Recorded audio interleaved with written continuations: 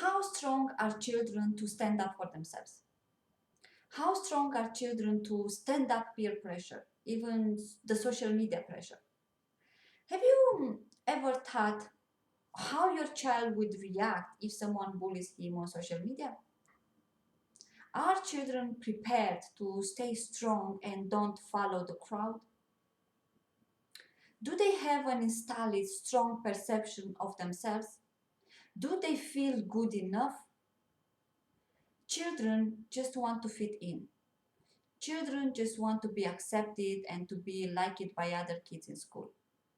Fear of being rejected, teased, or losing a friendship can cause a lot of anxiety and even depression.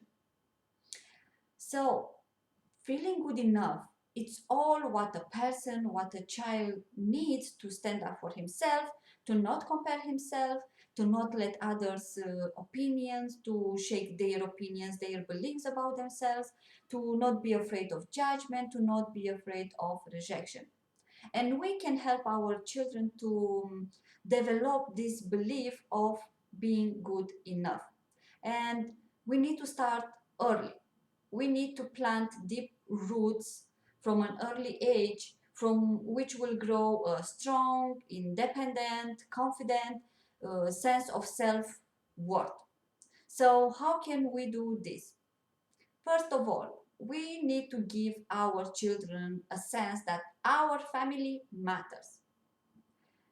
It doesn't matter how we look like, doesn't matter what we have or we don't have. We are proud of what we have accomplished until now. But of course, then we can always improve and we can always get better. The situation that we are now, what we have now, is not cemented. We can always improve. Teach children that family, it is the most important. The family, it is the trusted community, is here in our family where we get the best advices, where we get the real support. In my workshops and in my online sessions with the children, one of the activities that I do, it's called the self-confidence bubble, and I'm going to share with you. So what I do, I ask children to write what their strengths are, what they think that they are very good at. And then I ask them to write, who do you think that are the people who will always will be there for you, who will always support you? And of course, they always write family. And then I ask them, what do you think that might hurt your self confidence? So some people, some children might say that someone saying something bad or failing at their project, depends of the child. So after that, I teach children what's it on the outside is not important. It doesn't matter. Every time when someone tries to put you down, to shake your confidence, remember that the people who are the most important are your family. So you have to do the same. Teach children that what we say, it matters. The outside is not so important because we don't need the approval of others. We don't have to change ourselves. We don't have to change our behaviors to get likes, to get approval. Now, teach child what negative peer pressure does it look like, sound like, and feel like. So teach child that the negative peer pressure, it is when your friends try to get you to do something that you don't want to do. Things like cheating, um, cheating on a test, smoking cigarettes, lying to your parents, stealing something, jumping off a roof. So all these are examples of how peer pressure looks like.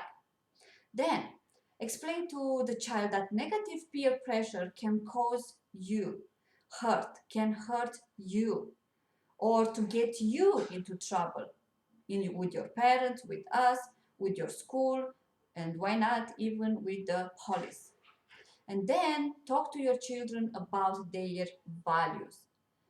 Teach that if someone wants us to change, to do something that we know is not right, then it's better to stand up go back and stand up for ourselves.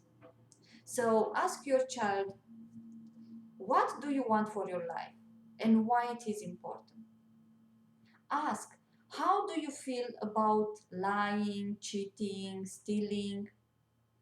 And then teach your child what are the consequences if all these are not respected. Then ask them, if someone, a friend, a classmate ask you to do something that you don't want to do, what should you do? What should you choose? To make them happy or to choose you? And then explain that every time when you say no to others, you say yes to yourself. What you want for you gets to be more important than what your friends want for you. So teach them to say no every time when they don't feel like doing something, in a nice way, and then go. And the last thing that we parents can do, which is very, very important, is to start your own sense of worth. Children are copying.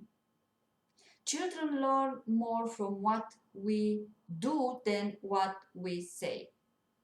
So teaching our children that they matter because we show them that we matter, it is very, very important. If we are still struggling with discovering our own self-worth, then of course children won't believe us, won't do what we tell them to do. I hope you enjoyed this video, and I hope that the tips are going to help you. And if you like this video, please share.